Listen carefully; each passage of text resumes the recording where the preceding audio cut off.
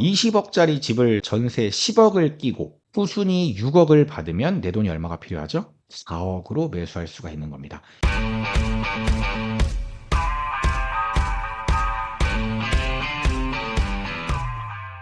안녕하세요. 대한민국 1호 초이스 헬퍼이자 부동산 어드바이저 시크릿 브라더입니다. 오늘은 20억짜리 집을 4억으로 사는 방법에 대해서 설명드리려고 합니다. 제가 지금 1대1 맞춤형 상담인 시크릿 큐레이팅을 진행하고 있는데요. 이 큐레이팅을 진행하다 보니까 어쩔 수 없이 후순위 대출에 대해서 이야기를 많이 하게 됩니다. 그냥 후순위 대출보다는 사실 생애 최초 후순위 대출을 많이 추천을 드리는데, 이 생애 최초 후순위 대출을 받으면 본인이 살 수 있는 집보다 한 단계에서 두 단계 정도 업그레이드된 급지의 집을 매수할 수 있기 때문에 제가 추천을 많이 드리는데요. 큐레이팅 받기 전에는 이 사실을 모르고 계시다가 이걸 듣고 그게 진짜 가능한가요? 와, 진짜 신세계네요. 이런 긍정적인 반응을 보이십니다. 그런데 반면에 근데 그게 좀 위험하지 않을까요? 혹시 후순위 대출 받을 때 유의할 점은 없을까요? 이런 문의도 많아서 아마 이 영상만 보셔도 후순위 대출로 매수하는 프로세스에 대한 이해가 어느 정도 되실 거라고 생각합니다. 사실 이 인사이트는 제가 미리 시크릿 브라더 단톡방에 시크릿 인사이트로 공유해드린 내용이니까, 만약에 조금 더 일찍 정보를 얻고 싶으시다면 고정 댓글 참고하셔가지고 시크릿 브라더 단톡방에 참여하시면 좋을 것 같습니다. 그럼 지금부터 후순위 대출이 무엇인지에 대해서 제가 간략하게 설명드리겠습니다.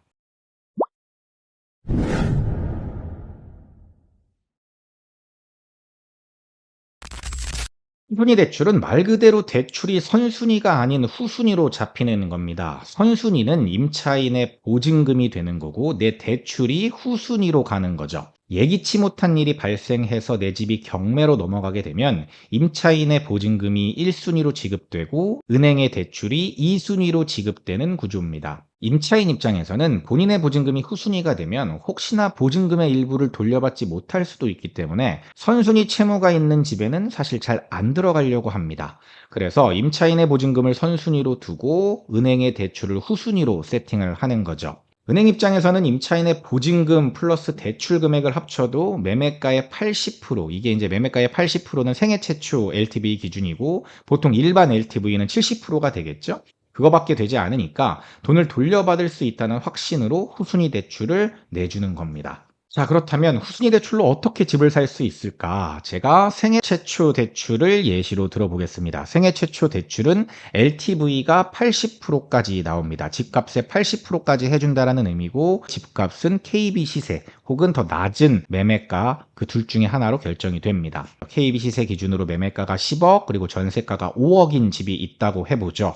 이 집을 그냥 갭 투자를 하려면 내 돈이 얼마가 필요하죠? 네, 5억이 필요합니다. 물론 여기서 기타 비용 이런 것들, 복비, 취등록세 이런 건 제외하겠습니다. 계산이 복잡해지니까. 그런데 후순위 대출을 이용하면 총 8억까지 대출이 나옵니다. LTV 80% 하면 10억 곱하기 80%니까 8억까지 나오는 거죠. 그래서 세입자의 전세금도 대출로 계산이 됩니다. 전세금이 아까 5억이라고 했으니까 전세금 5억 플러스 후순위 대출 3억 이렇게 하면 LTV 80%가 딱 맞춰지는 거죠.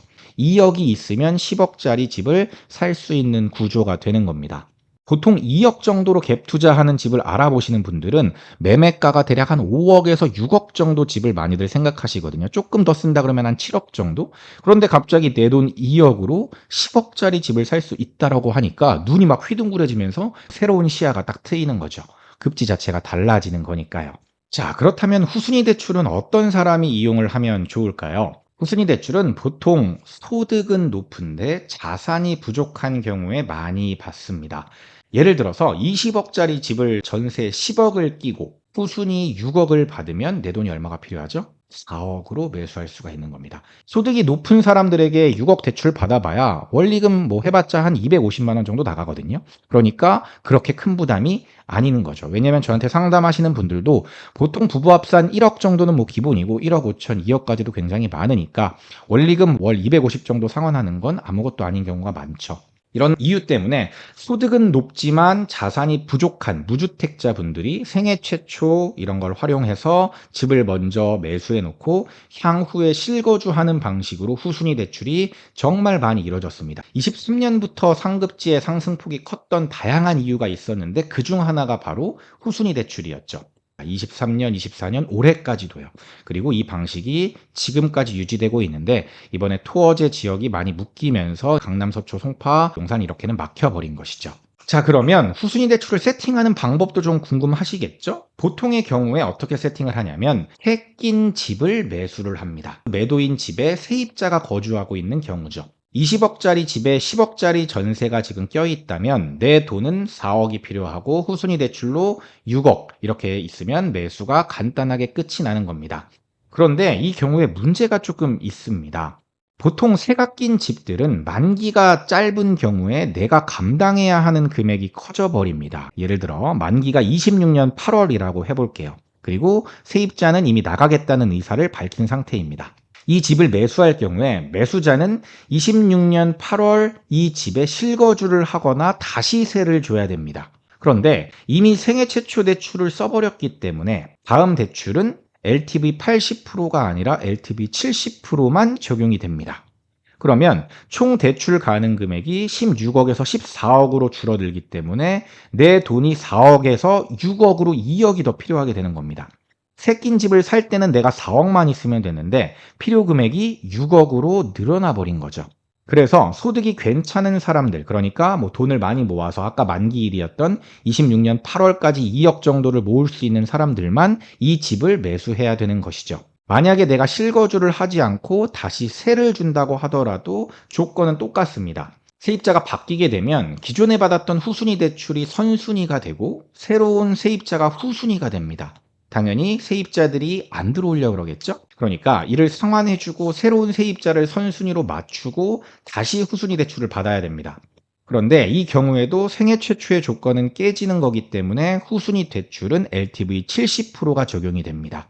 그래서 똑같이 전세 10억을 받는다고 하더라도 대출이 6억이 아니라 4억밖에 안 나오기 때문에 내 돈 2억이 추가적으로 들어가야 되는 거죠. 그래서 실거주를 하든 아니면 새로운 세입자를 받든 세입자 만기 시점에 10% 정도의 금액을 충분히 벌 수 있는 사람만 후순위 대출을 받아야 한다라는 겁니다. 그래서 소득이 충분하고 기왕이면 만기가 아직 많이 남은 세입자가 낀 집을 사는 게 팁이 되는 거죠. 나는 부부 합산 소득이 그렇게 많지 않아요. 그리고 돈을 모으는 속도가 빠르지 않은데 그러면 저는 후순위 대출을 받을 수 없는 건가요? 라고 질문하시는 분들이 있어요. 방법이 아예 없는 건 아닙니다. 장기 거주할 수 있는 세입자를 세팅한 다음에 내가 생애 최초 후순위를 받으면 뭐 4년에서 6년까지도 후순위 대출을 갚지 않고 이 집을 소유할 수 있습니다. 그러니까 2년 정도의 시간이 아니라 한 4년에서 6년 정도 돈을 충분히 모은 다음에 내가 실입주하는 것도 가능하다라는 얘기죠. 그런데 이게 그냥 새 낀 집을 사는 것보다 과정이 좀 복잡하고 어려워서 소장님들도 이 내용 자체를 아예 모르시는 소장님들도 있고 내용을 알더라도 복잡하니까 그냥 안 할래요 하시는 소장님들도 많습니다. 실제 제 지인도 이 방식으로 생애 최초 후순위 집을 매수했고 큐레이팅 받으신 분들 중에도 지금 2명, 아마 이번 계약을 하시는 분들까지 하면 4명 정도가 이 방식으로 현재 매수를 진행하고 있습니다.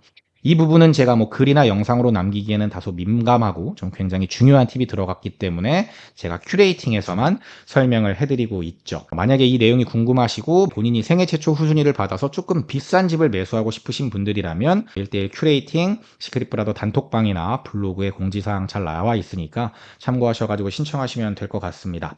오늘은 후순위 대출에 대해서 아주 간단히만 설명을 드렸는데요. 다소 리스크가 있는 방식이긴 하지만 소득이 높거나 향후 몇 년 안에 자산 소득이 현금화가 가능한 경우에 충분히 활용할 수 있는 방식이니까 이런 방식이 있다는 걸 인지하고 부동산 매수 접근을 하셨으면 좋겠습니다. 오늘 내용도 도움이 되었으면 좋겠습니다. 오늘 내용이 도움이 되셨다면 구독, 좋아요, 알림 설정까지 부탁드리겠습니다. 저는 지금까지 시크릿브라더였습니다. 감사합니다. 시크릿 브라더 채널을 구독, 좋아요, 알림 설정 부탁드려요.